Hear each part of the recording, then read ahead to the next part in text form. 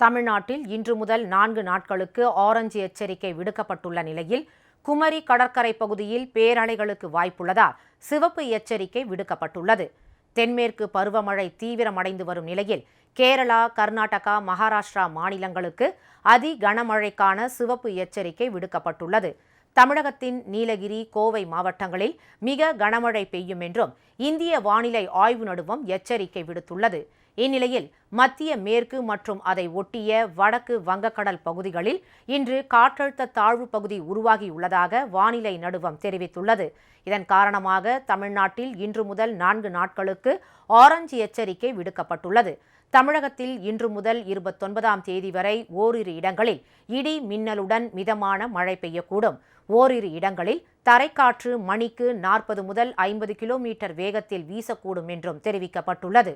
கோவை மாவட்ட மலைப்பகுதிகள் மற்றும் நீலகிரி மாவட்டத்தில் ஒரு சில இடங்களில் இன்றும் நாளையும் கன முதல் மிக கனமழையும், திருப்பூர், திண்டுக்கல், தேனி, தென்காசி, திருநெல்வேலி, கன்னியாகுமரி மாவட்டங்களில் ஓரிரு இடங்களில் கனமழையும் பெய்ய வாய்ப்பு உள்ளது. 29ஆம் தேதி கோவை மற்றும் திருநெல்வேலி மாவட்ட மலைப்பகுதிகள், நீலகிரி, தென்காசி, கன்னியாகுமரி மாவட்டங்களில் ஓரிரு இடங்களில் கன முதல் மிக கனமழையும் பெய்யக்கூடும். திருப்பூர், தேனி, திண்டுக்கல் மாவட்டங்களில் ஓரிரு இடங்களில் கனமழை பெய்ய வாய்ப்பு உள்ளது.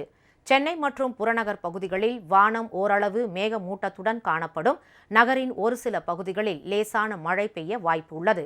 இதனிடையே குமரி மாவட்டத்தில் நீரோடி முதல் ஆரோக்கியபுரம் வரை கடல் பகுதியில் பலத்த காற்றுடன் கடல் சீற்றத்துடன் காணப்படுகிறது.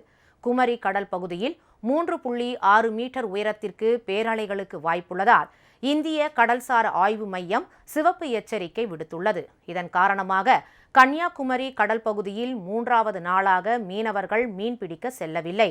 10,000க்கும் மேற்பட்ட கட்டுமரங்கள், வல்லம் மற்றும் படகுகள் கரையில் நிறுத்தி வைக்கப்பட்டுள்ளன.